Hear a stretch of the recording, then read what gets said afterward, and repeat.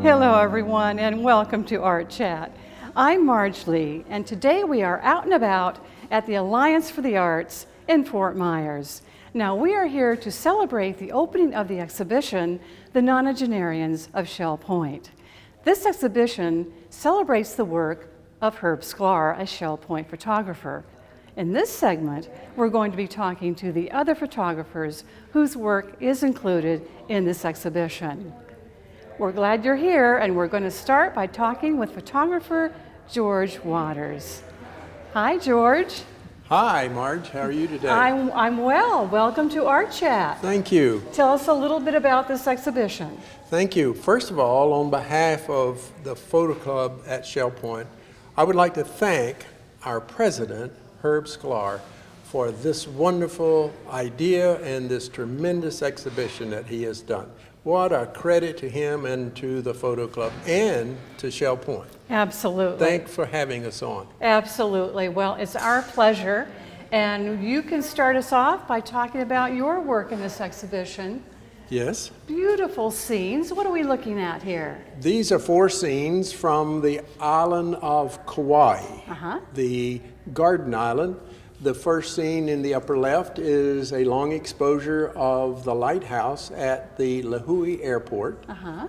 The scene on the right is the first fully operational continuous sugar mill for the state of Hawaii. The one at the bottom here is the Nepali coastline, which is an extremely rugged mountainous area, and that day happened to be some really high seas, so I had to use extremely high shutter speed to make that work. Okay. And the last one on the left is a wave that is crashing back into a wave, and it creates this unusual pattern. That was almost at dark when I took that one. And it's almost an abstract. It's a wonderful work. Now tell me, what time frame are we looking at here? When did you make this trip? This was on our anniversary 2 years ago in April. Very nice. Well, Don Adams, my buddy, tell me about your work here. Well, these are pictures that try to capture the art of the automobile. This is the grille of a Lincoln Continental and a Packard radiator ornament. This one I call Curves because it has a lot of curves in it. And the name of this one is just Ford because that's a early Ford car. And tell our viewers what your connection to automobiles is. Well, I was at Henry Ford Museum in Greenfield Village for many years, and I've always been a car fan. And I always wanted to be a car designer, but that never happened. So this is another way to celebrate the design of the automobiles. And now you're doing the next best thing. Next best thing. David Tompkins, what interesting work. Tell us about it. I like this little guy. This is our nephew who came to visit us on North Cap Tabor Island, and it was his first time fishing. And he caught that fish, and he was very proud of it. He looks like he's not quite sure what to do with the fish. Well, he wasn't sure about posing for me. That's what did it. Well, that's an endearing work. And then we go down to this work, which is quite different. Yeah, this is when we was on a sailing trip in Maine. That was in the harbor, and this one was the overall first prize in the photo contest last year. So that's why it was in. It's really a stunning work. It's Reflections. Yeah, and well named, and well named. This is interesting. This is the LA County Museum of Art. This is our lanai on the condo, and they were resurfacing it, and they were grinding off what I realized was years and years and years of paint. So I said, stop a minute and let me take a photo of that. It just goes to show that photography is really in the eye. It is, it is.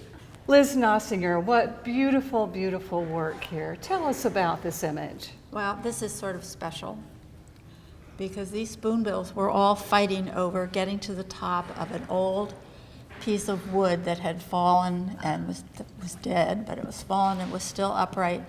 And for some reason, they like to be on the top. I love when you look at it carefully how you can see they're really engaged with each other. They are. It was one of those things that happen to us photographers. If we're in the right place at the right time, we get something special. And this was one of those. This makes me feel warm all over. Tell us about this and where you took it. A black skimmer with 3 babies. And on Fort Myers Beach in the spring, these birds nest. And they're protected. There are all kinds of lines stuck in the sand to keep people away, but they have little openings where people who live in condos behind these walk through, and so what we photographers are lucky we can stand in that path, which is open for people, and take their pictures. And if you have a little bit of a camera that will take you a little closer, this is what you can get. And finally, wow, stunning work. Tell us about this. This was in the Tetons, early in the morning before the sun rose, and I was on a hike, and this is what I saw.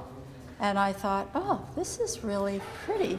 So I took some pictures. I had no idea that it was going to turn out this way. It was a great surprise and a happy one because I really liked it. Thank you for sharing this work with us. It's been great fun. Thank you. My pleasure. Thank you.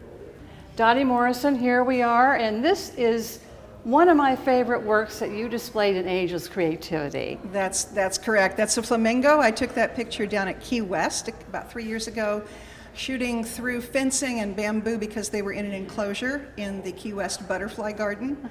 I usually don't take bird pictures inside, but this one I just kept shooting and had no idea till I got home that I had the bird in this position, and I love the color and the sweep of the feathers even more than that it's a bird picture. I just think that's such a stunning work. Thanks. But I also love this work, and tell us about the bird's face, because that's so fun. So my title is Sunset in His Face. This is called a Blackburnian warbler. We only get those through here at migration time. I caught him up just south of Lake Erie during migration about 2 years ago. And he was just flitting from branch to branch, feeding and getting ready to cross Lake Erie. And I just happened to grab him with his sunset face. I love that description. And moving from all this beautiful, vibrant orange, wow. Talk about this one. I got to go to the Upper Peninsula of Michigan, way across the bridge, in October this year to a place I love, way out in the middle of nowhere. And there was this old house that's gray. I love old houses. This one had this red line of what I think is poison ivy along the porch in addition to the tree. That red poison ivy just grabbed my attention, and finally I just had to stop and get the picture. Well, it's really arresting work. And then we move to this one, quite different in the way you're using color, equally as effective. Talk about this and how you got this effect. Okay, so I was at Bailey Tract, which is part of Sanibel, part of Ding Darling out at Sanibel. Early in the morning, I knew that there were some baby black-necked stilts with their parents.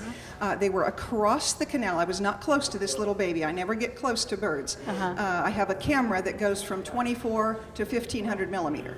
Okay. And this was about at its end, and then I had to crop it quite a bit. Okay. The reason there's a white in the background is because it was so dark, it was so far away, Okay. I had to bring the exposure back up so much that it whited out all the water. Okay. But then I looked at it and I thought, wow, that makes the pattern on the little baby's back so clear, and I just liked it. So I printed it on canvas to give it that sort of soft impression. But it's a baby black-neck stilt.